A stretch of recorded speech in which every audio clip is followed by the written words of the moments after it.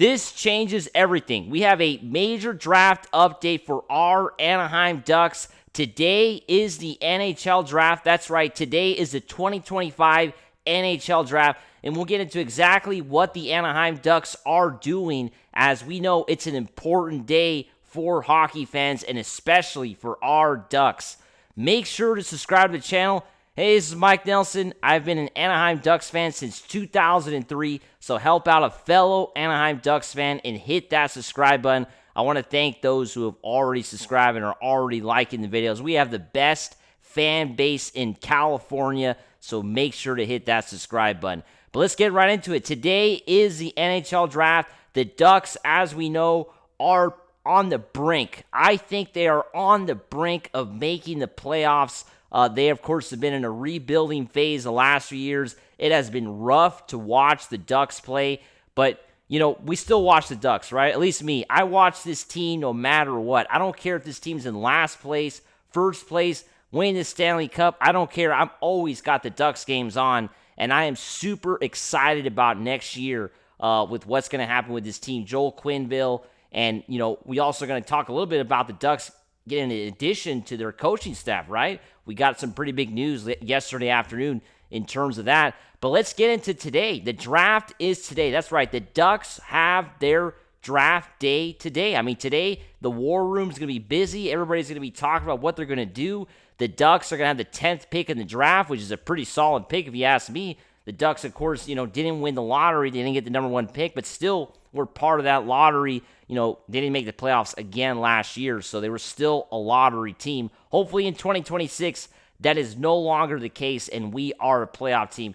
I mean, I know you guys probably think I'm crazy, especially if you're not a Ducks fan. If you're watching this and you're not a Ducks fan, you think, come on, the Ducks are not making the playoffs. But I'm telling you right now, the Ducks have a shot, an outside chance of making next year's playoffs if they just, find a way to get, to start playing better and to hopefully these young guys take a step forward, right? Because the young guys got to take a step forward. It all starts today.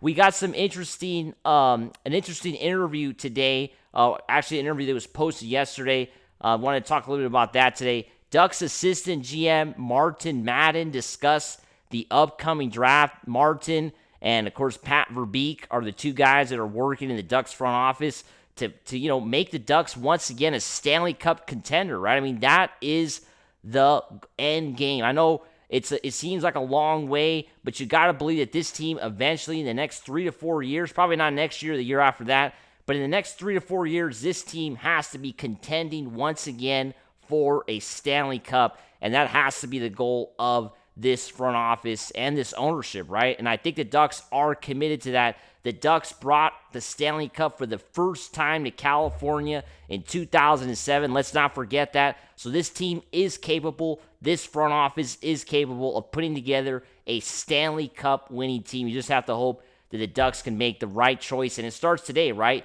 The Ducks can potentially change everything in their fortunes tonight when they make their draft selections, right?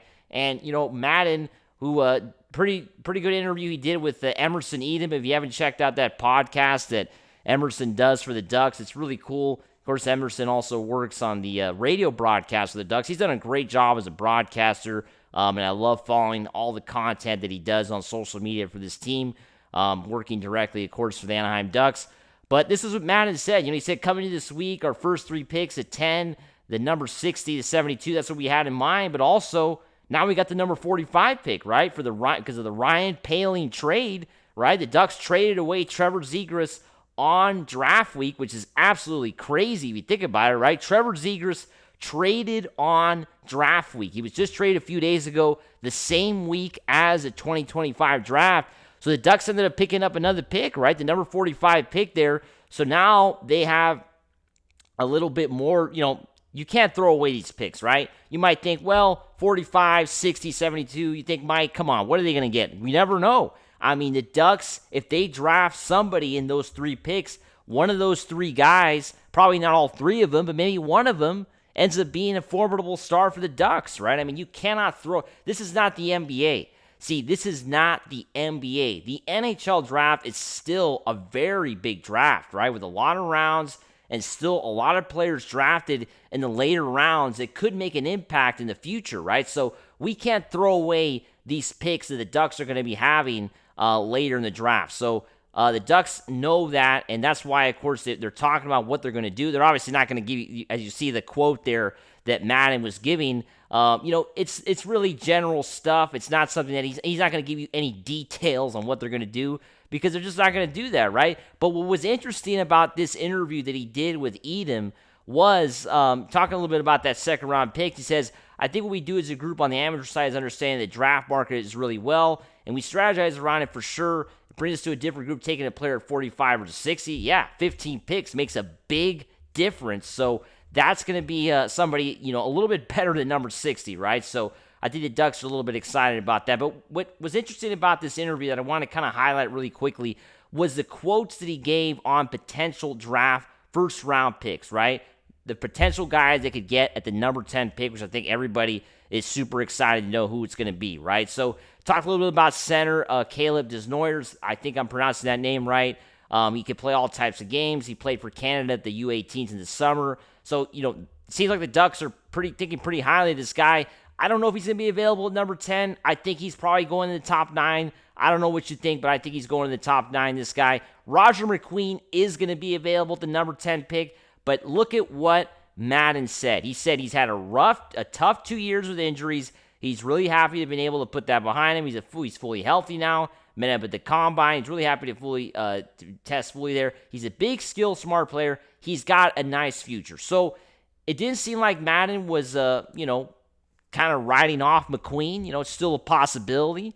But at the same time, it didn't seem like he was the injuries were the first thing he said. It was the first thing Madden said when talking about McQueen. So I think the injuries are something the Ducks are looking at very closely, and it's a big risk if they draft him. Like I said a couple days ago, I would not draft McQueen.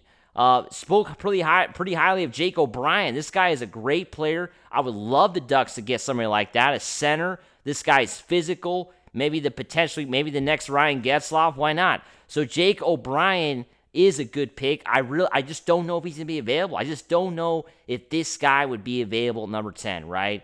And that's going to be the big thing, right? Are these guys going to be available for the Ducks at number 10?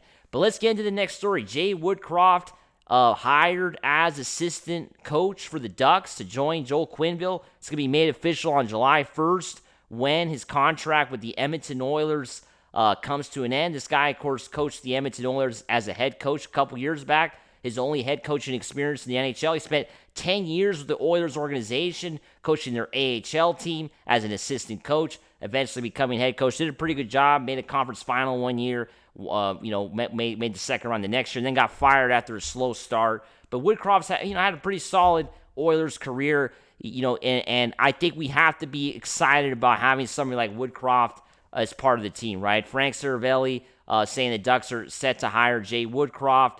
And you have to be excited for the Ducks if they hire somebody like this, joining a very good, coaching staff with Joel Quenneville, and just very excited for the Ducks and their coaching, because the last few years, it has not been the best. Greg Cronin didn't do a very good job with his team.